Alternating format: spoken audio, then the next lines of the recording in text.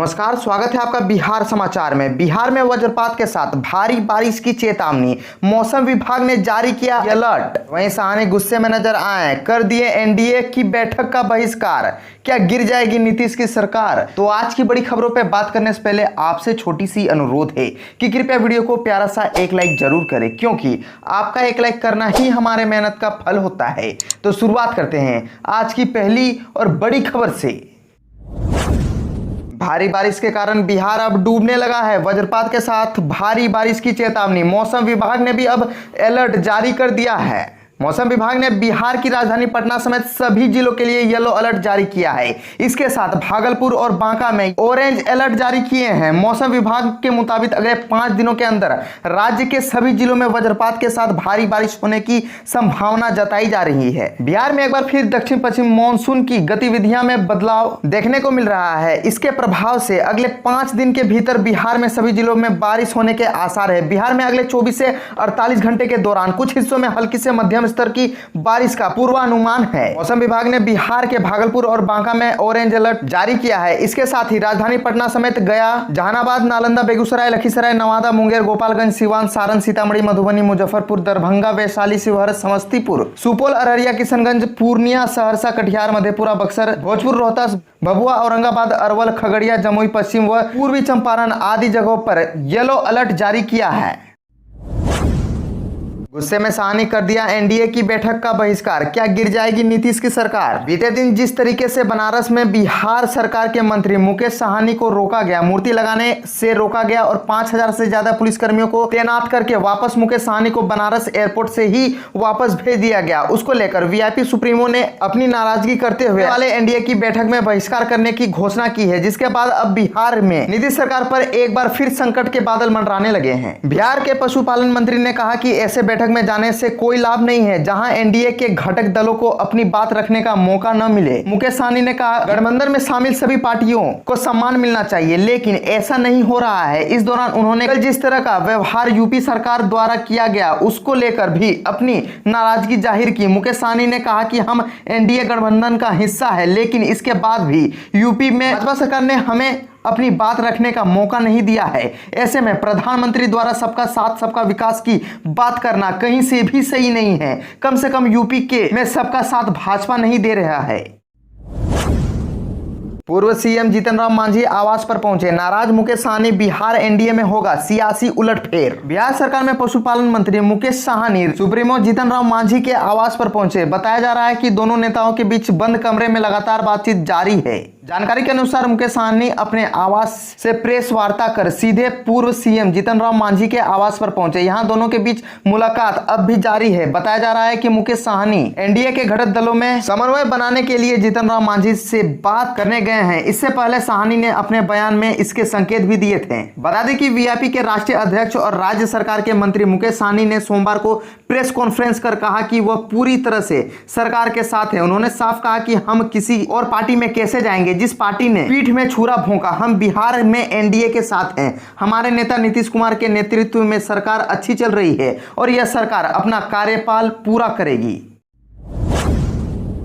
बिहार में राजनीतिक उथल पुथल के आसार, कांग्रेस ने सीएम नीतीश को दिया ऑफर। 7 महीने बाद फिर अजित शर्मा बोले, नीतीश कुमार के चेहरे पर तनाव दिख रहा है, महागठबंधन में आकर सरकार बनाएं। बिहार की राजनीति में कुछ तो पक रहा है। विधानसभा में कांग्रेस विधायक दल के नेता अजित शर्मा ने कहा कि नीतीश कुमार को टेंशन नहीं लेना चाहिए, महागठबंधन में शामिल होकर नई सरकार बननी चाहिए। मुख्यमंत्री नीतीश कुमार को कांग्रेस ने 7 महीने बाद एक बार फिर ऑफर दिया है। शर्मा ने यह भी कहा कि जीतन राम मांझी और मुकेश साहनी भी एनडीए के तकलीफ में हैं। सवाल सिर्फ जीतन राम मांझी और मुकेश साहनी का नहीं है, नीतीश सरकार के मंत्री ही सरकार पर सवाल उठा रहे हैं। खनन मंत्री जनक राम ने बालू खनन पर सवाल उठाते हुए कहा है कि सफेदपोश लोग इसमें सम्मिलित हैं। बिहार की एनडीए सरकार में सभी लोग नाराज हैं, लेकिन कोई बोल नहीं पा रहा है। उन्होंने ये भी कहा कि मुकेश साहनी के साथ बनारस में भाजपा सरकार में क्या हुआ सभी लोग जान रहे हैं। बिहार की एनडीए सरकार में मुकेश साहनी मंत्री हैं और उनके साथ पीएम नरेंद्र मोदी क्या कर रहे हैं।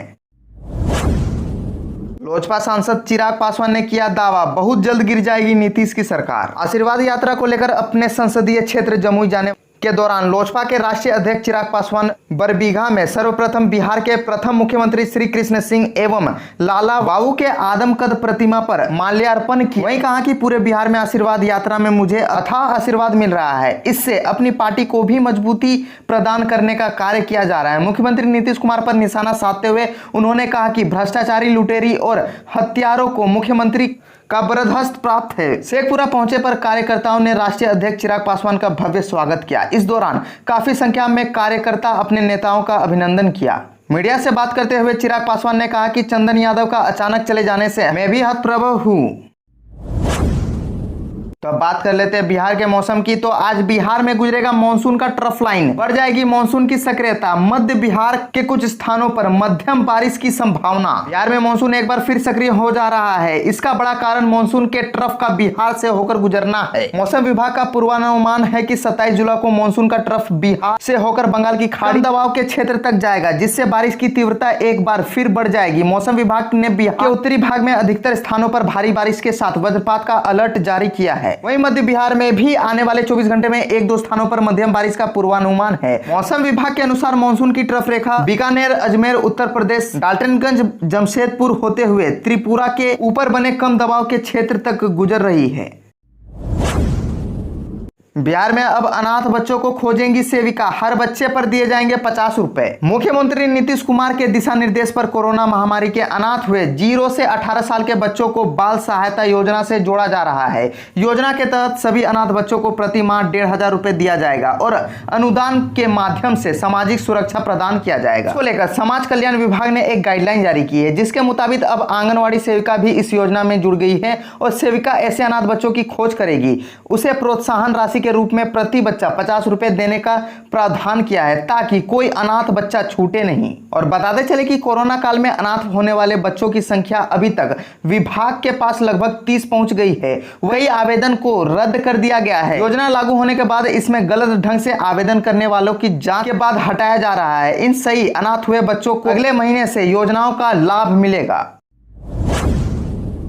नीतीश का नेतृत्व बीजेपी के लिए मजबूरी, मंत्री सम्राट चौधरी बोले 2025 में हमारा मुख्यमंत्री होगा। नीतीश कुमार को बिहार का मुख्यमंत्री बनाना बीजेपी की मजबूरी है। यह कहना है कि बिहार सरकार में पंचायती राज मंत्री सम्राट चौधरी का बीजेपी कोटे से नीतीश सरकार में मंत्री सम्राट चौधरी ने अपने दिल की बात कह दी है। सम्राट चौधरी ने कहा है कि अगर बीजेपी साल 2015 में चुनाव नहीं हारी होती तो आज मुख्यमंत्री हमारा होता। सम्राट चौधरी ने कहा कि आज परिस्थितियां चाहे जो भी हो, मजबूरी में हमने दूसरे का नेतृत्व कबूल किया है। मंत्री सम्राट चौधरी ने कहा है कि हमें अपने संगठन को इतना मजबूत करना है कि साल 2025 में बीजेपी का मुख्यमंत्री हो। सम्राट चौधरी हाजीपुर में पार्टी के एक कार्यक्रम के दौरान खुले मंच में बोल रहे थे। उन्होंने संगठन से जुड़े लोगों को संबोधित करते हुए कहा कि पंचायत और प्रखंड स्तर पर हमें अपना संगठन इतना मजबूत बनाना है कि फिर दूसरे के नेतृत्व की आवश्यकता ही ना पड़े।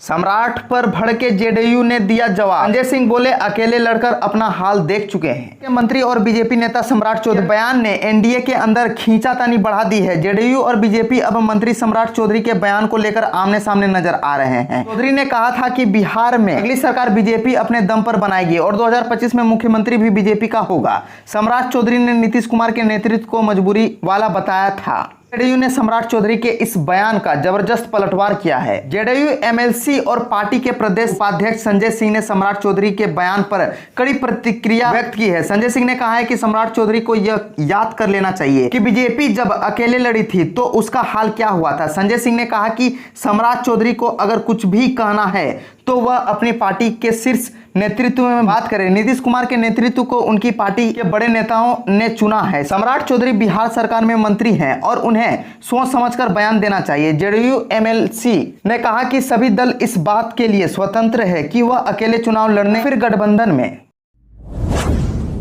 मुकेश सहनी ने योगी आदित्यनाथ को चेताया, मुझे यूपी में घुसने से रोका तो हम भी आपको बिहार में रोकेंगे आने से। उत्तर प्रदेश में सियासी जनाधार बढ़ाने की जुगत में लगे मुकेश सहनी ने वहां के मुख्यमंत्री योगी आदित्यनाथ को चेताया है। मुकेश सहनी ने कहा है कि जिस तरह से उन्हें उत्तर प्रदेश में घुसने से रोका गया, उसी तरह से वे भी यूपी के नेताओं को बिहार में घुसने से रोक सकते हैं। लेकिन हम नीतीश जी की सरकार का बदनाम नहीं करना चाहते हैं, इसीलिए ऐसा नहीं कर सकते हैं और ना ही इस तरह का कर रहे हैं। मुकेश सहनी ने दावा किया कि उत्तर प्रदेश उनकी सरकार बनने जा रही है। मुकेश सहनी ने कहा कि योगी आदित्यनाथ एक व्यक्ति से डर गए, उन्होंने एक व्यक्ति से लॉ एंड ऑर्डर बिगाड़ने का खतरा हो गया।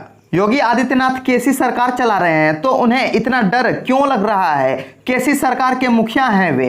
मुकेश सहनी ने कहा कि वे उत्तर प्रदेश के 18 मंडल में फूलन देवी की प्रतिमा लगाने गए थे। मुकेश सहनी ने कहा कि 2008 में उत्तर प्रदेश में किसी की मूर्ति लगाने पर रोक लगा दिया गया था, लेकिन हम निजी जमीन पर मूर्ति लगा रहे थे। अगर मूर्ति लगाने में बाधा थी तो हमने सिर्फ माल्यार्पण करने की अनुमति मांगी थी, लेकिन उसकी भी अनुमति नहीं दी गई। चुनाव के दौरान गायब रहने वाले मतदान कर्मियों पर होगा एफआईआर। बिहार ने पंचायत इलेक्शन को लेकर ईसी का निर्देश। बिहार में पंचायत चुनाव 2021 को लेकर तैयारियां जोरों पर है। वहीं आयोग की ओर से लगातार नए नए निर्देश जारी किए गए हैं। आयोग ने अपने एक निर्देश में कहा है कि चुनाव के दौरान गायब रहने वाले चुनाव अधिकारी और कर्मचारी पर पंचायती राज अधिनियम के तहत एफआईआर किया जाएगा। मीडिया रिपोर्ट के अनुसार मतदान दल के किसी भी सदस्य को बिना अनुमति के गायब रहने पर आयोग ने उनके विरुद्ध तत्काल निलंबित की अनुशंसा करते हुए बिहार पंचायत राज अधिनियम के तहत प्राथमिकी दर्ज करने का निर्देश दिया है। यानी बिना बताए अगर मतदान दल के कर्मी गायब होते हैं तो उनके खिलाफ तत्काल मुकदमा दर्ज किया जाएगा। बताया जा रहा है कि चुनाव के दौरान किसी भी मतदान के एक ही सीरियल समूह के 2 अधिकारी नहीं रहेंगे। मतदान दल के 2 कर्मी एक विभाग के नहीं होंगे। वहीं किसी भी हाल में पीठासीन पदाधिकारी व प्रथम मतदान पदाधिकारी समान विभाग में नहीं